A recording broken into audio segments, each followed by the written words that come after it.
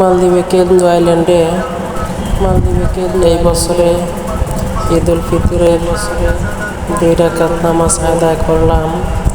তো এখানে সাধারণত মহিলা এবং পুরুষ সহ নামাজ পড়া হয় এই দেশে। তো দেখতে পারতেছেন পিছনে মহিলারা এবং সামনে পুরুষ, সবাই মিলে একসাথে নামাজ পড়া হয়। মহিলারা পড়েন আর এক কাতারে এবং পুরুষেরা পড়েন অন্য সামনের কাতারে। তো এখানে সাধারণত মূলত ইমাম একজনই থাকে, যে ইমামের সাহায্যে মহিলা এবং পুরুষ সবাই নামাজ পড়ে। এখানে ঈদ উল ফিতরের নামাজ আদায় করার জন্য স্থানটি পরিদর্শন করা হয়েছে ফুটবল খেলার মাঠে।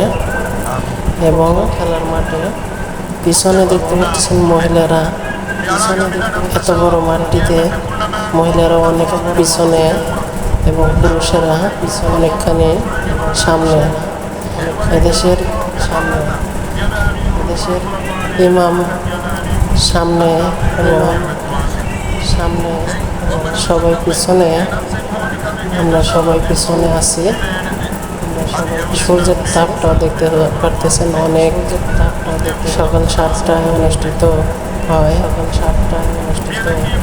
তো বন্ধুরা, এর পরবর্তী ভিডিওটি দেখার জন্য চ্যানেলটি এখনই সাবস্ক্রাইব করুন এবং ভিডিওটিতে